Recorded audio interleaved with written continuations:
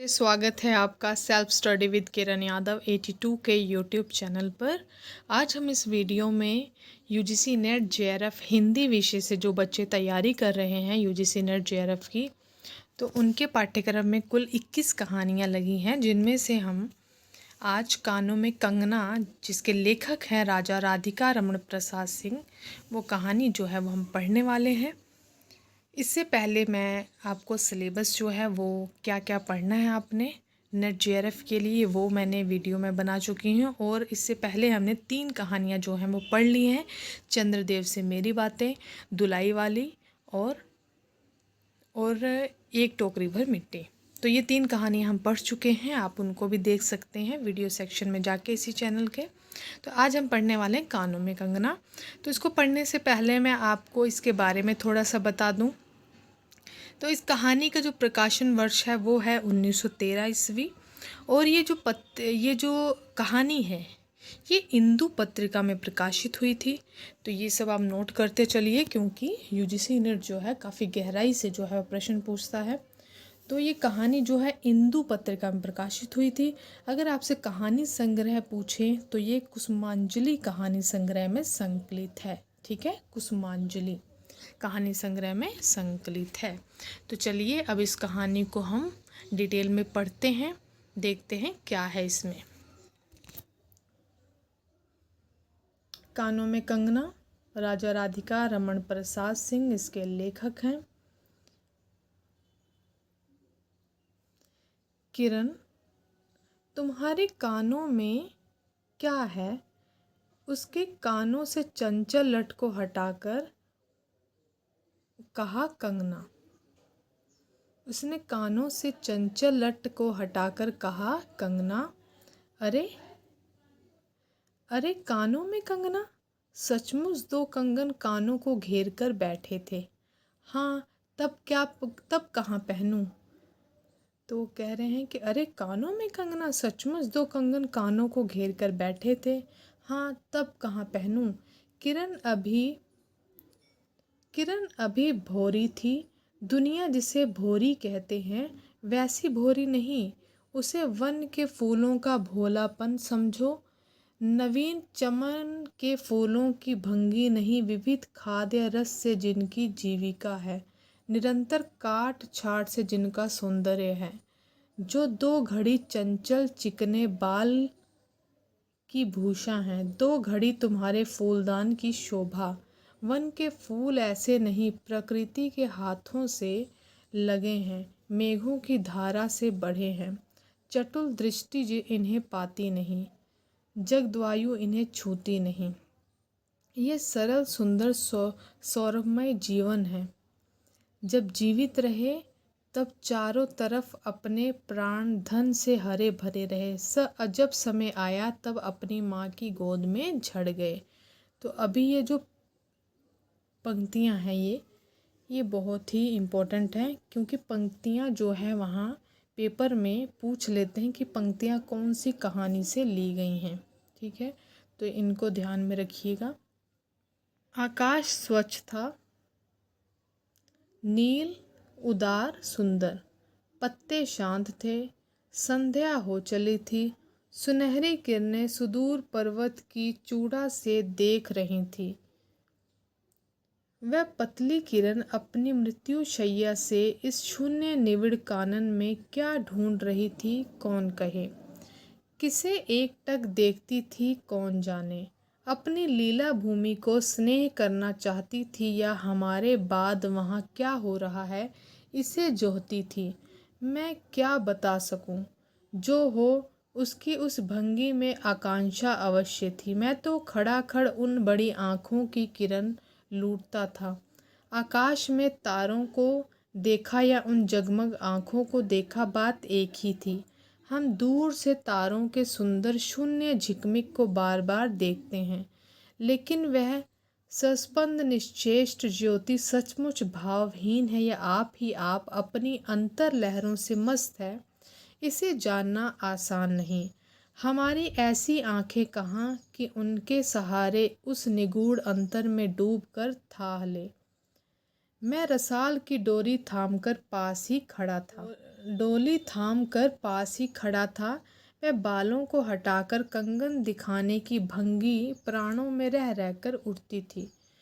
जब माखन चुराने वाले ने गोपियों के सर के मटके को तोड़कर उनके भीतर किले को तोड़ डाला, या नूर जहाँ ने अंचल से कबूतर को उड़ाकर शहंशाह के कठोर हृदय की धज्जियां उड़ा दी, फिर नदी के किनारे बसंत वल्लभ रसाल पल्लवों की छाया में बैठी किसी अपरूप बालिका की यह सरल स्निग्ध भंगिमा एक मानव अंतर पर क्यों न दौड़े।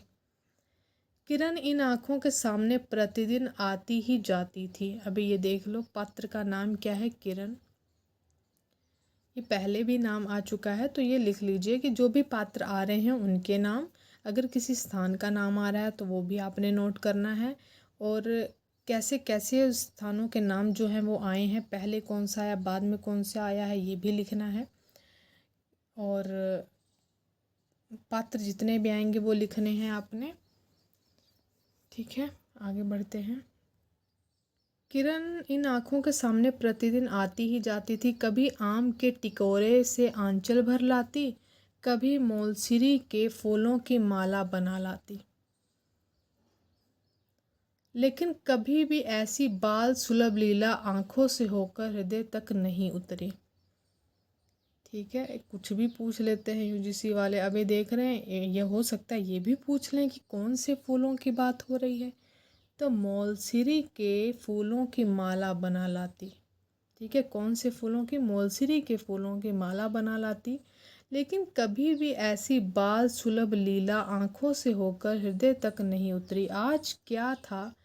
कौन शुभ या अशुभ क्षण था कि अचानक वह बनैली लता मंदार माला से भी कहीं मनोरम दिख पड़ी। कौन जानता था कि चाल से कुचाल जाने में, हाथों से कंगन भूलकर कानों में पहनने में इतनी माधुरी है, 2 टके के कंगने में इतनी शक्ति है।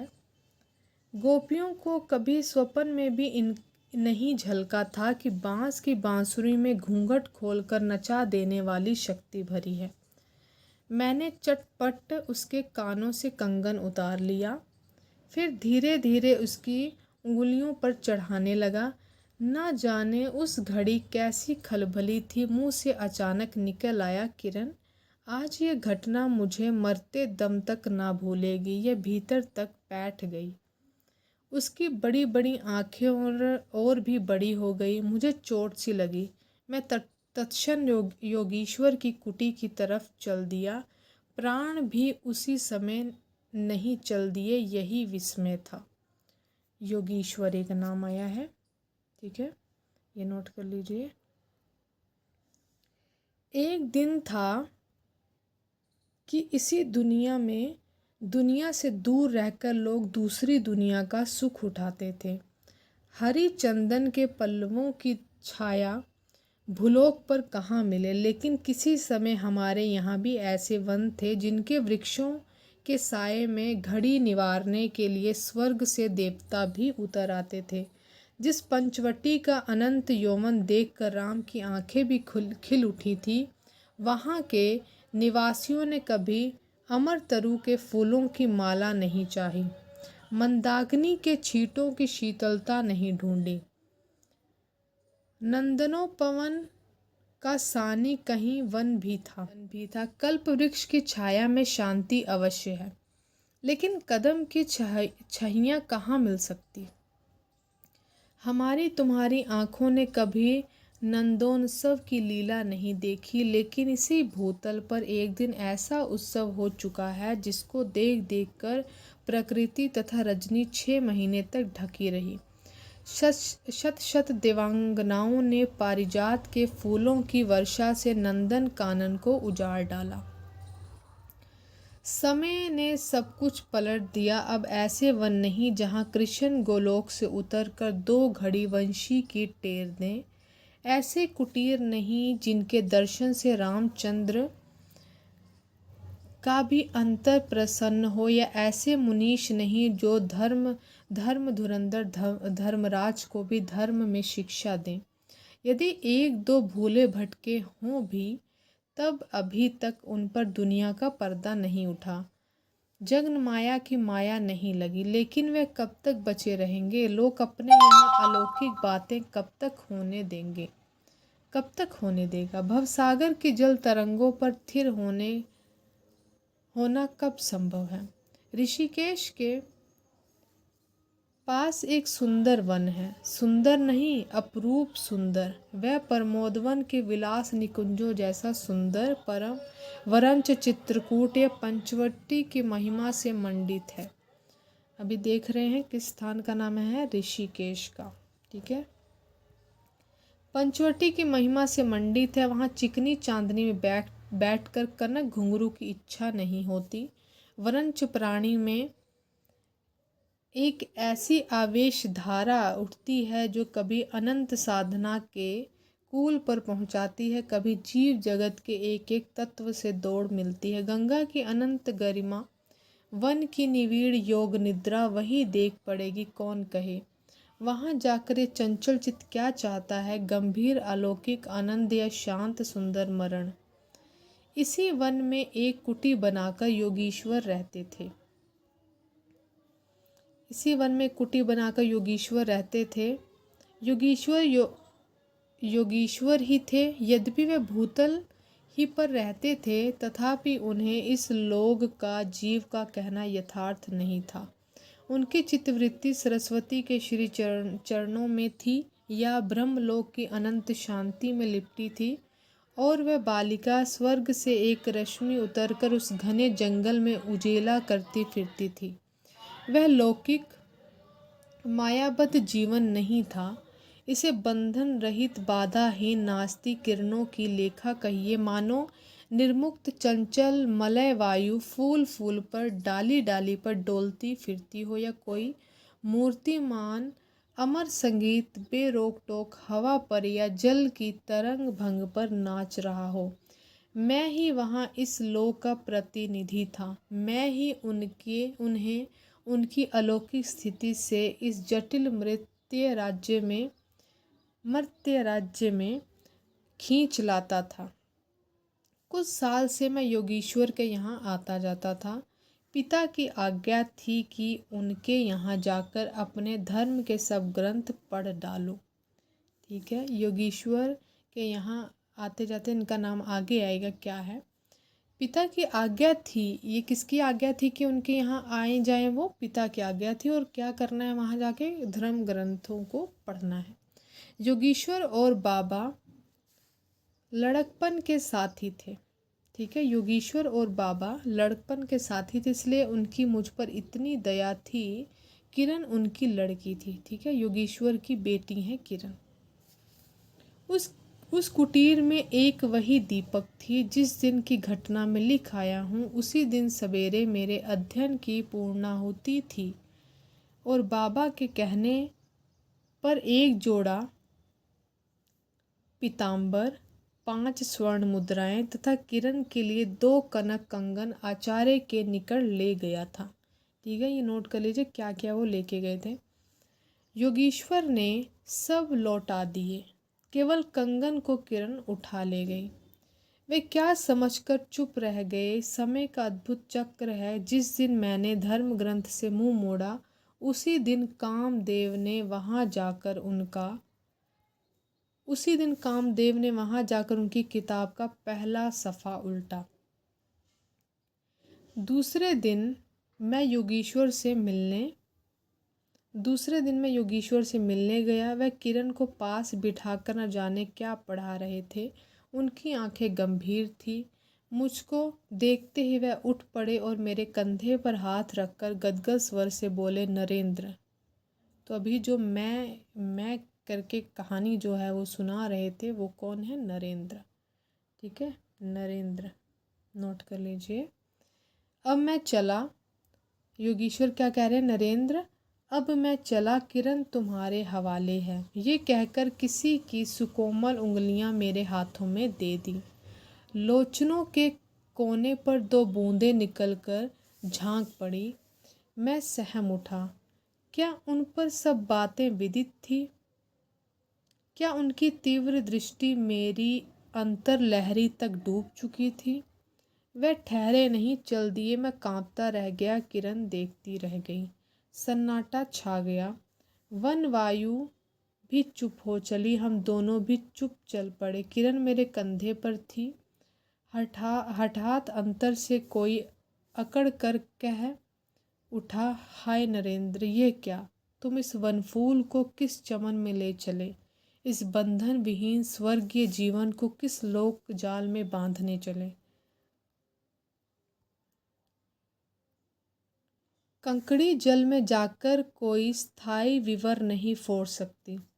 क्षण भर जल का समतल भले ही उलट पुलट हो, लेकिन इधर उधर से जल तरंग दौड़कर उस छिद्र का नाम निशान भी नहीं रहने देती।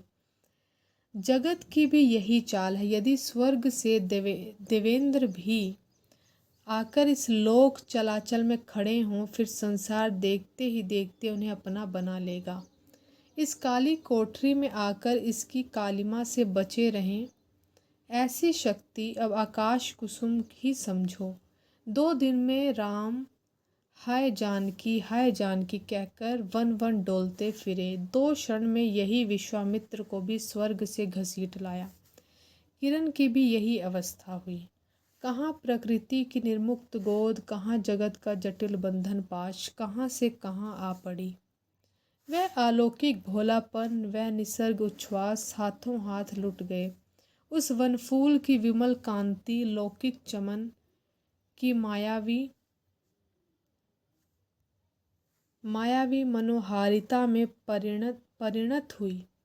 अब आंखें उठाकर आकाश से नीरव बातचीत करने का अवसर कहाँ से मिले? मलय वायु से मिलकर मलयाचल के फूलों की पूछताछ क्यों कर हो? जब किशोरी नए सांचे में ढलकर उतरी, उसे पहचानना भी कठिन था। वह अब लाल चोली, हरी साड़ी पहनकर, सर पर सिंदूर रेखा सस्ती और हाथों के कंगन, कानों की बाली, गले की कंठी तथा कमर की करधनी दिन दिन उसके चित्त को नचाए मारती थी। जब वह सज धज कर चांदनी में कोठे पर उठती और वसंत वायु उसके आंचल से मोतियों की लपट लाकर मेरे बरामदे में भर देता, फिर किसी मतवाली माधुरी या तीव्र मदिरा के नशे में मेरा मस्तिष्क घूम जाता और मैं चटपट अपना प्रेम चित्कार फूलदार रंगीन चिट्ठी में भरकर जूही के हाथ ऊपर भेजवाता या बाजार से, देखिए एक और नाम आ गया है, जूही। ठीक है, योगीश्वर, किरण, नरेंद्र, जूही। अभी जूही नाम आ गया है। और एक स्थान का जिक्र हुआ था, ऋषिकेश। जूही के हाथ ऊपर भिजवाता या बाजार से दौड़कर कटकी गहने व विलायती चूड़ी खरीद लाता, लेकिन जो हो, अब भी कभी कभी उसके प्रफुल्ल वदन पर उस आलोक की छटा पूर्व जन्म की सुख समृद्धिवत चली आती थी और आंखें उसी जीवंत सुंदर झिकमिक का नाच दिखाती थी। जब अंतर प्रसन्न था, फिर बाहरी चेष्टा पर प्रतिबिंब क्यों न पड़े। यूं ही साल 2 साल मुरादाबाद में कट गए। ठीक है, अभी वो कहाँ रहते हैं? मुरादाबाद में। मुरादाबाद का जिक्र हुआ है तो ये नोट कर लीजिए। एक दिन मोहन के यहाँ नाच देखने गया। ठीक है, अभी ये एक और पात्र आ गया है, मोहन। ठीक है, मोहन के यहाँ नाच देखने कौन जा रहा है? नरेंद्र, जो किरण का पति है। मोहन के यहाँ नाच देखने गया, वहीं किन्नरी से आंखें मिली। अभी किन्नरी, एक और पात्र आ गई है, किन्नरी। वहीं किन्नरी से आंखें मिली क्या, लीन हो गईं। नवीन यौवन, कोकिल कंठा, चतुर चंचल चेष्टा तथा मायावी चमक। अब चित्त को चलाने के लिए और क्या चाहिए? किन्नरी सचमुच किन्नरी ही थी, नाचने वाली नहीं, नचाने वाली थी। पहली बार देखकर उसे इस लोक की सुंदरी समझना दुस्तर था। एक लपट जो लगती किसी नशा सी चढ़ जाती। यारों ने मुझे और भी चढ़ा दिया। आंखें मिलती मिलती मिल गई, हृदय को भी साथ साथ घसीट ले गई। फिर क्या था? इतने दिनों की धर्म शिक्षा शतवत्सर की पूज्य लक्ष्मी, बाप दादों की कुल प्रतिष्ठा, पत्नी से पवित्र प्रेम एक एक करके उस प्रदीप्त वासना कुंड में भस्म होने लगे। अग्नि और भी बढ़ती गई। किन्नरी की चिकनी दृष्टि, चिकनी बातें घी बरसाती रही। घर बार सब जल उठा। मैं भी निरंतर जलने लगा, लेकिन ज्यों ज्यों जलता गया, जलने की इच्छा जलाती रही। 5 महीने कट गए। ठीक है, अभी किन्नरी से मिले हुए कितने महीने हो गए? 5 महीने क्या हैं, कट गए हैं। नशा उतरा नहीं। बनारसी साड़ी, पारसी जैकेट, मोती का हार, कटकी कर्णफूल, सब कुछ लाकर उस मायाकारी के अलकतक रंजित चरणों पर रखें। ठीक है, किन्नरी से मिले 5 महीने हो गए और शादी को 2 साल मुरादाबाद में रहते हो गए। ठीक है, तो कुल मिलाकर देखा जाए तो कितने हो, अच्छा 5 महीने और वो करीब 2.5 साल होने वाले हैं। सब कुछ लाकर उस मायाकारी के अलकत रंजित चरणों पर रखे। किरण हेमंत की मालती बनी थी, जिस पर एक फूल नहीं, एक पल्लव नहीं। घर की वधू क्या करती? जो अनंत सूत्र से बंधा था, जो अनंत जीवन का संगी था, वही हाथों हाथ पराये के हाथ बिक गया। फिर ये तो 2 दिन के चकमकी खिलौने थे, ने शरीर बदलते कहाँ देर लगे। दिन भर बहानों की माला गूंथ गूंथ किरण के गले में, और शाम को मोती की माला उस नाचने वाली के गले में संशक निर्लज डाल देना, यही मेरा जीवन निर्वाह था। एक दिन सारी बातें खुल गईं। किरण पछाड़ खाकर भूमि पर जा पड़ी। उसकी आंखों में आंसू ना थे, मेरी आंखों में दया ना थी। बरसात की रात थी, रिमझिम बूंदों की झड़ी थी। चांदनी मेघों से आंख मुदौवल खेल रही थी। बिजली काले कपाट से बार बार झांकती थी, किसे चंचला देखती थी, तथा बादल किस मरोड़ से रह रहकर चिल्लाते थे, इन्हें सोचने का मुझे अवसर नहीं था। मैं तो किन्नरी के दरवाजे से हताश लौटा था। आँखों के ऊपर न चांदनी थी, न बदली थी। त्रिशंकु ने स्वर्ग को जाते जाते बीच में ही टंग कर किस दुख को उठाया, और मैं तो अपने स्वर्ग के दरवाजे पर सर रखकर निराश लौटा था। मेरी वेदना क्यों न बड़ी हो। हाय, मेरी अंगुलियों में एक अंगूठी भी रहती तो उसे नजर कर उसके चरणों पर लौटता।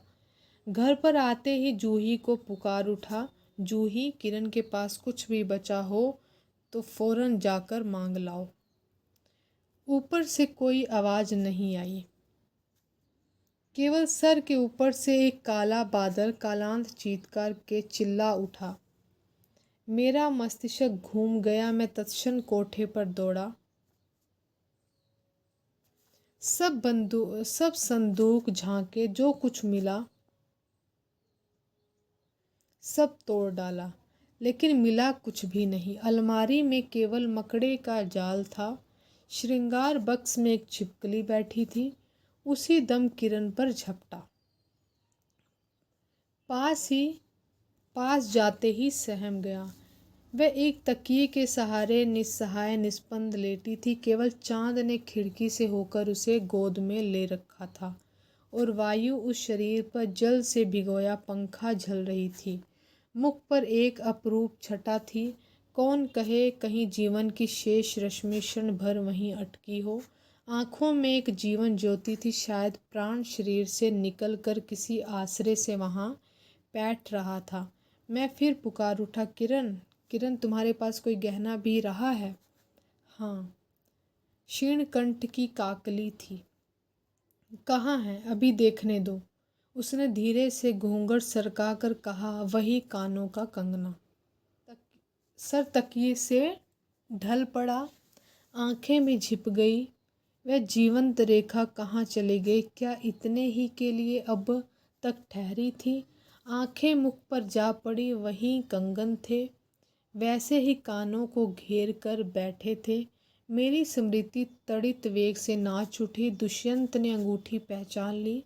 भूली शकुंतला उस पल याद आ गई। लेकिन दुष्यंत सौभाग्यशाली थे, चक्रवर्ती राजा थे। अपनी प्राण प्रिया को आकाश पाताल छान कर ढूंढ निकाला।